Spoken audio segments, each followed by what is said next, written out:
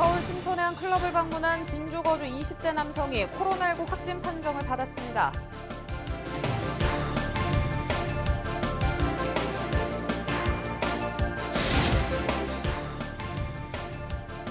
두산중공업과 STX 조선해양 등 창원 지역 향토 기업들이 경영위기 등 어려움을 겪으면서 창원시도 대책 마련에 나섰습니다.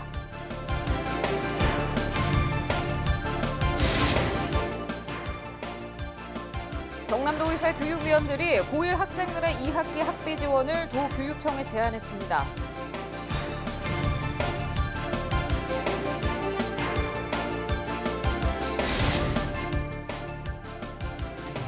국내에서 처음으로 외계인을 주제로 한 우주천문대와 기상과학관이 밀양에서 문을 열고 본격적인 운영에 들어갔습니다.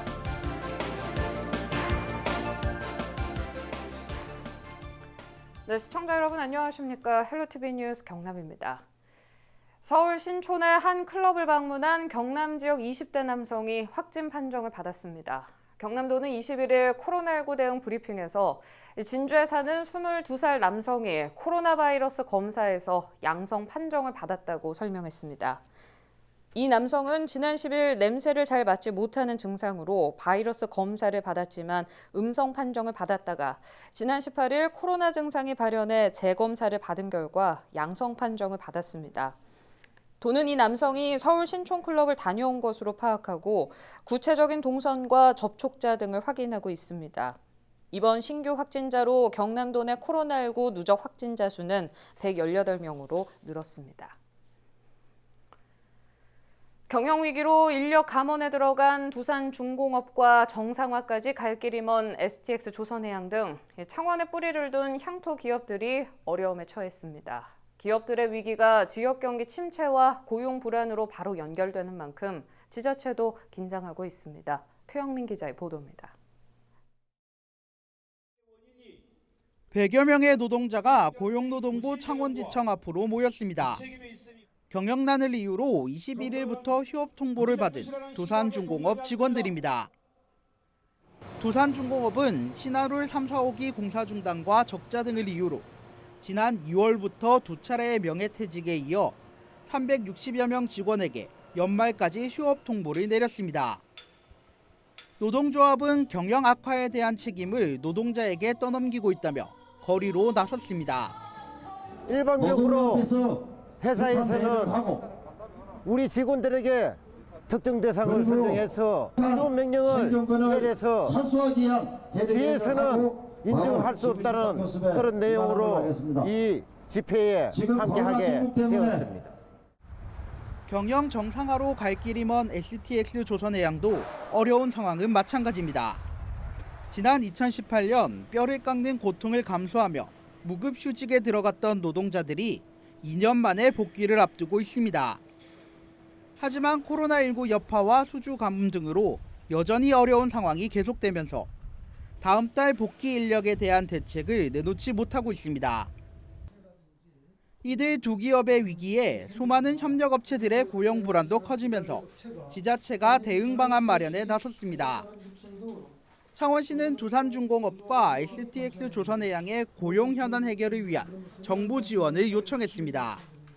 저는 그동안 정부 부처와 정치권을 대상으로 두산중공업과 STX 조선의 위기 상황과 지역의 고용 위기 극복을 위한 정부 지원의 필요성을 지속적이고 다각적으로 요청하여 왔습니다.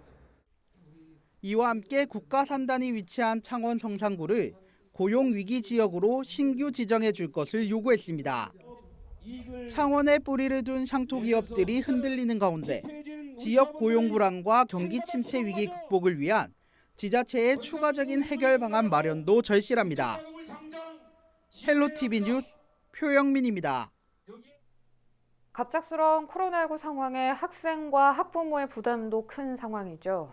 특히 무상교육이 시행되지 않는 고등학교 1학년의 경우 당장 2학기 학비부터 걱정이 아닐 수 없을 텐데요.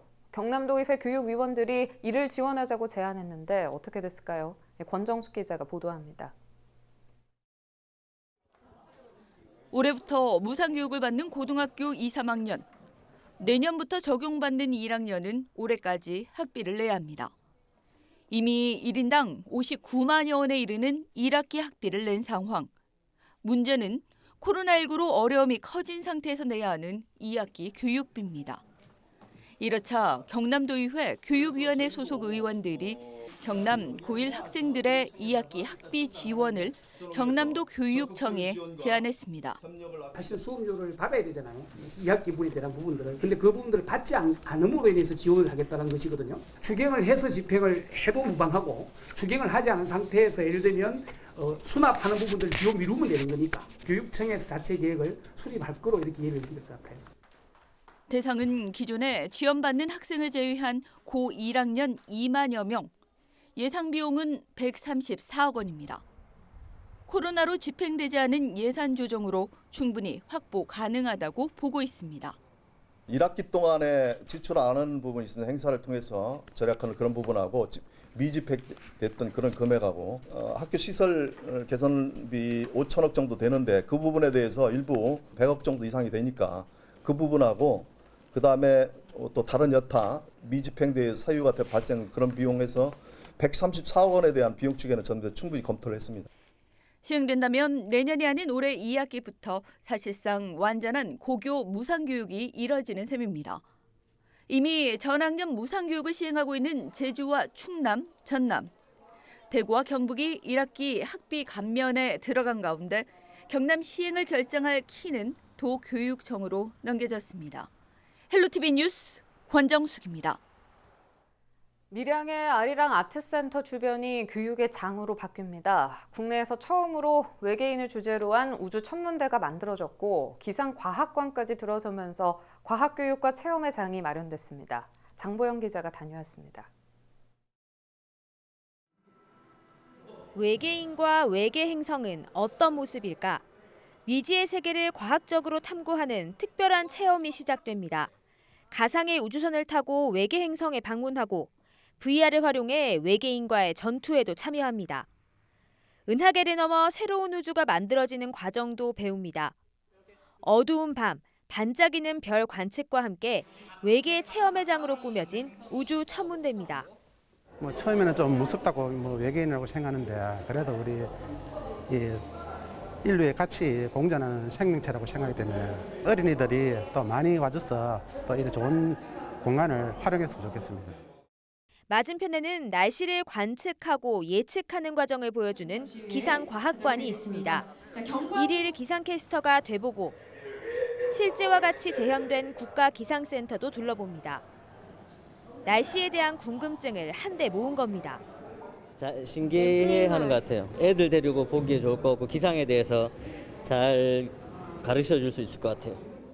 기상 교육에서 우주 체험까지 동시에 할 수 있는 공간이 이곳 밀양에 마련됐습니다. 우주천문대와 기상과학관은 코로나19 확산을 막기 위해 당분간 관람 인원에 제한을 두고 있습니다.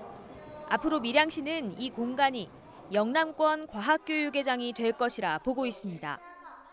인근 박물관, 밀양 아리랑 아트센터와도 연계해 온 가족이 즐길 수 있는 체험형 관광의 중심이 될 수 있도록 다양한 프로그램을 운영할 계획입니다. 흐름에 맞추어서 교육, 과학, 체험 관광을 제공하게 될 것입니다. 앞으로 우리 밀양 아리랑 우주천문대 그리고 국립 기상과학관은 밀양의 새로운 핫플레이스가 되고 랜드마크가 될 것입니다. 재추진 중인 경남 진로교육원이 밀양에 들어서는 것으로 확정될 경우 밀양이 역사와 과학, 진로교육의 장으로 자리매김할 수 있을 것이라는 기대가 높아지고 있습니다. 헬로티비 뉴스 장보영입니다. 지난 20일 고3 학생들의 첫 등교 수업 시작에 이어 21일에는 사실상 학력을 제대로 평가하는 첫 시험이 치러졌습니다. 시험도 시험이지만 학교 현장에선 촉박한 입시 일정으로 학사 일정 관리도 쉽지 않은 데다 감염 예방 업무까지 큰 부담을 하는 모습입니다. 차선영 기자입니다. 등교 수업 첫날 인천에선 고3 학생 2명이 확진 판정을 받는 등 우려가 컸지만 부산에선 특별한 감염 이슈 없이 대다수의 학교에서 안정적으로 등교 수업이 진행됐습니다. 하지만 어린 학생들의 통제가 쉽지 않은 상황입니다. 오랜만에 만난 반가움에 삼삼오오 모여 친구와 이야기를 나누거나 화장실 등에선 사실상 교사들의 지도가 어려워 학생들의 자발적인 참여에 의지할 수밖에 없습니다. 교사들은 등교 시간, 쉬는 시간 등 시간대별로 전담 교사를 두고 수시로 발열 체크와 마스크 착용 여부를 확인하며 수업 외에도 분주한 일정을 소화하고 있는 실정입니다. 이 학생들 거리두기 하기가 굉장히 좀 어려움이 있었습니다. 학생들 아직 어리고 하다 보니까는 반가운 친구를 만나서 이렇게 악수도 하고 싶고 막 이렇게 끌어안고 싶어 하는 걸 선생님들이 일단 자제를 시키고 철저히 준수사항을 좀 준수할 수 있도록 이렇게 지도하는 데 조금 애를 먹었었습니다. 그만큼 각 단위 학교에선 교사들의 일손이 부족한 상황인데 부산교육청에서 각 학교의 코로나19 예방과 대응 활동을 돕기 위한 인력을 지원하기로 했습니다.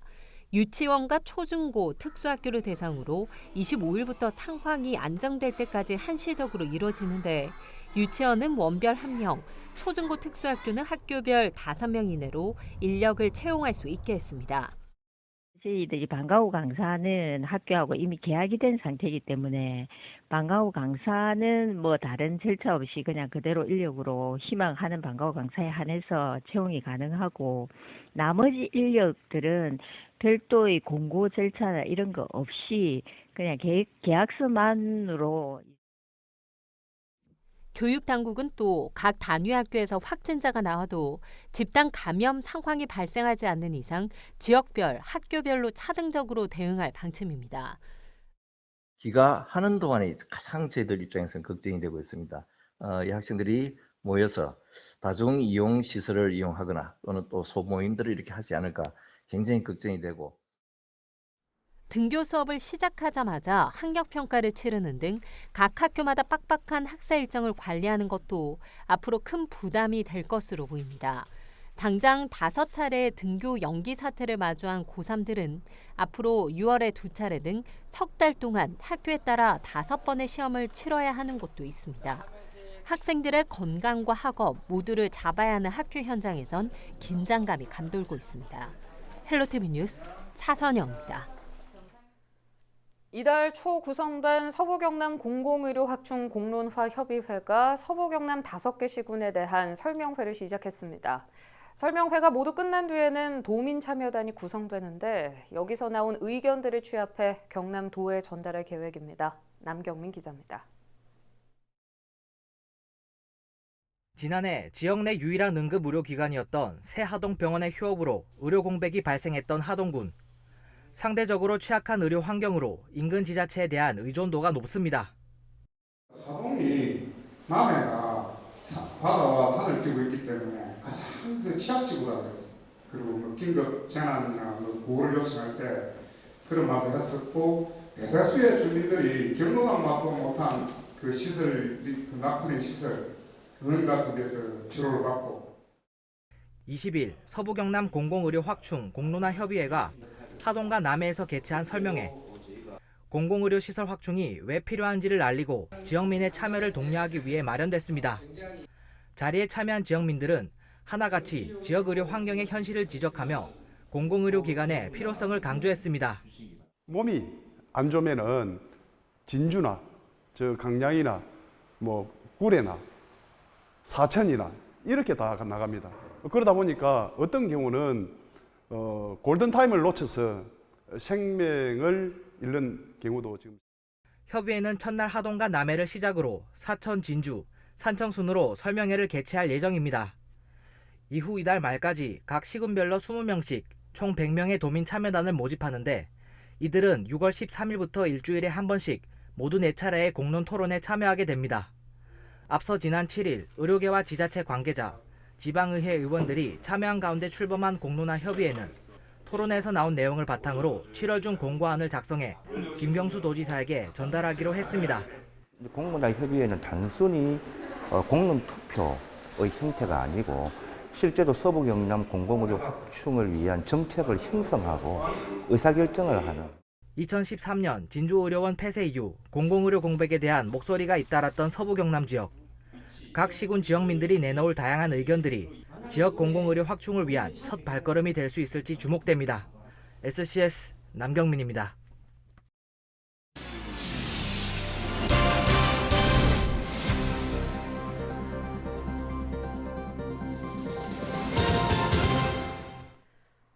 출산한 지 6개월 된 아들을 살해한 혐의를 받고 있는 30대에게 징역 4년이 선고됐습니다. 창원지법 형사 4부는 생후 6개월 아들을 살해한 혐의로 재판에 넘겨진 32살 A씨에게 징역 4년을 선고한다고 밝혔습니다. A씨는 올해 1월 19일 경남 한 아파트에서 자고 있던 친아들을 살해한 뒤 119 구급대에 전화해 아들이 숨을 쉬지 않는다고 신고했다가 이틀 뒤 가족과 함께 경찰에 자수했습니다. 재판부는 자녀를 살해한 것을 막연한 동정심으로 가볍게 처벌할 수 없다며 잘못을 반성하며 자수하고 남편과 가족들이 선처를 원하며 아들을 살해한 죄책감 속에 평생을 살아야 하는 점을 고려해 형을 정한다고 판시했습니다. 21일 새벽 5시 40분쯤 통영시 산양읍 다라항 선착장 앞 해상에서 승용 차량이 바다로 추락해 신원 미상의 여성이 숨졌습니다.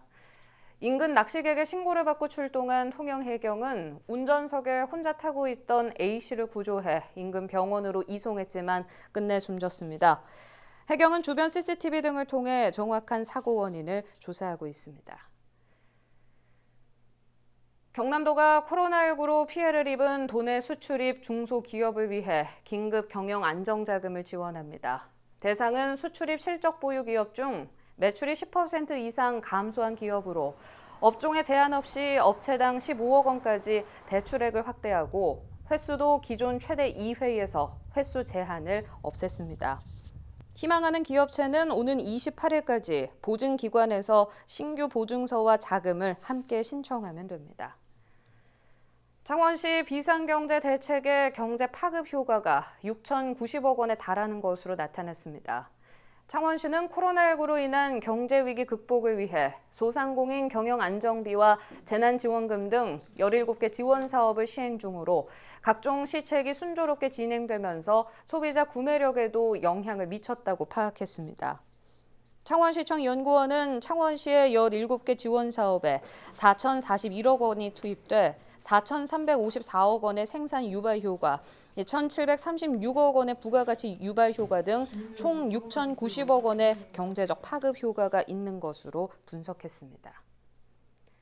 창원시는 중소벤처기업부로부터 전통시장과 상점과 활성화 지원사업 공모에 선정돼 국비 11억 3천여만 원을 확보했습니다. 이번 공모를 통해 확보된 예산은 성원 그랜드 쇼핑 안전관리 사업과 상남시장과 마산 어시장 등 관내 15개 전통시장의 공동 마케팅 활동 지원에 사용됩니다. 구암중 학생과 학부모로 구성된 꿈세움 동아리가 21일 마스크와 손소독제 각 100개씩을 창원시에 기부했습니다. 이날 기부는 학생들이 직접 키우고 수확한 채소들을 판매한 수익금으로 마스크를 구매하고 직접 손소독제를 만들어 기탁했습니다. 꿈세움 동아리는 이번 기부뿐만 아니라 평소에도 홀로 계신 어르신에게 김장과 청소 봉사 활동을 통한 나눔을 실천하고 있습니다. 이어서 날씨입니다. 금요일 모처럼 맑은 날씨 보이겠습니다. 대기 질도 좋습니다. 다만 자외선이 강할 것으로 예상됩니다.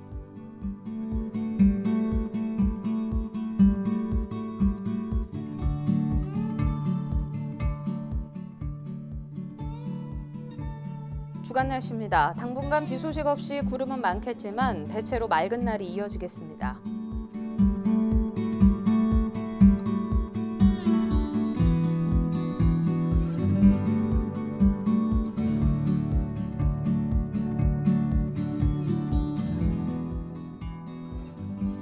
해상도 맑은 가운데 풍랑주의보가 해제돼 바다의 물결도 안정세를 찾았습니다.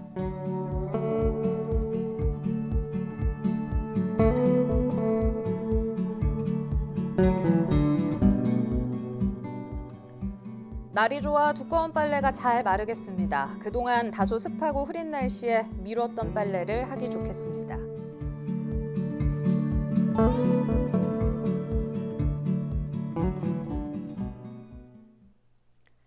유튜브 채널 헬로 경남 통해서 오늘 뉴스 다시 보실 수 있습니다. 이상으로 마칩니다. 저희는 늘 지영민 곁에 있겠습니다. 시청해주신 여러분 고맙습니다.